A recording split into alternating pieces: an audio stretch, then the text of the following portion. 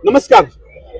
आज भारताच्या प्रजासत्ताक दिनानिमित्त विशालनगर येथे या वार्ड नंबर 23 चे सर्व नगरसेवक इथे आलेले आहेत आणि ते या निमित्ताने काय सांगत आहेत ते आपण ऐकूया। सर नमस्कार। नमस्कार। आज तुम्ही ह्या ठिकाणी आलेले आहात आणि आज प्रजासत्ताक दिनानिमित्त तुम्ही काय सांगाल?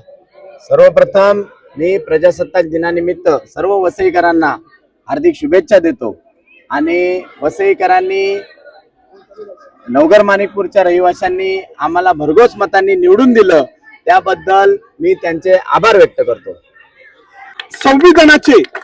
संविधानाचे मूल्य जपण्यासाठी तुम्ही आता कोणते पाऊल उचलणार आहात?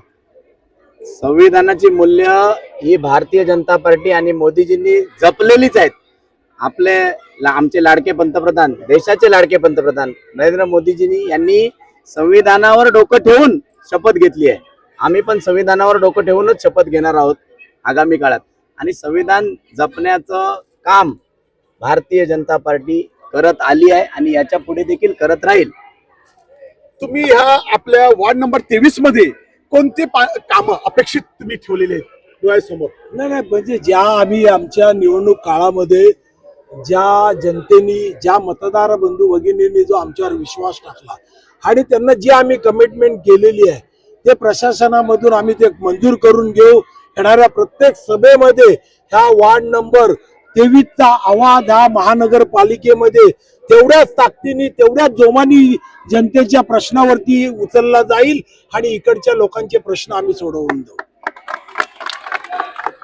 निम्मी मॅडम, तुम्ही आता महिला म्हणून नगरसेवक निवडून आलेले आहात, आता महिलांसाठी तुम्ही कोणते पाऊल उचलणार आहात?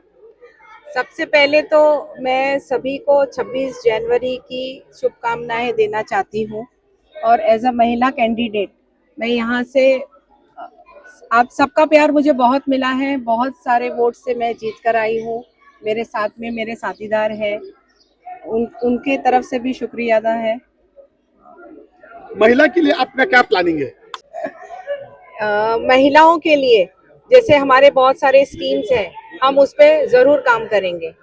तर आपण ऐकलं, आज खरं बघितलं तर प्रजासत्ताक दिनानिमित्त आज फक्त देशभक्ती आणि देशावरच ते बोलण्याचा विचार करत आहेत, परंतु त्यांनी सांगितलं की आम्ही आमच्या जाहीरनाम्यात जे सांगितलेलं आहे त्या प्रकारेच काम करू। आणि महेश सरवणकर आणि प्रदीप भाई हे सर्व जुने जाणकार आहेत आणि जुने त्यांना कामाची देखील अनुभव आहे आणि त्यासोबत आपल्या ज्या महिला नगरसेविका आहेत त्यांच्यासोबत महिलांचं देखील चांगलं सबलीकरणाचं काम करण्याचं त्यांनी मानस ठेवलेलं आहे। वसई लाईव्ह न्यूज साठी दिलीप डाबरे, अब्दुल कलाम, नमस्कार।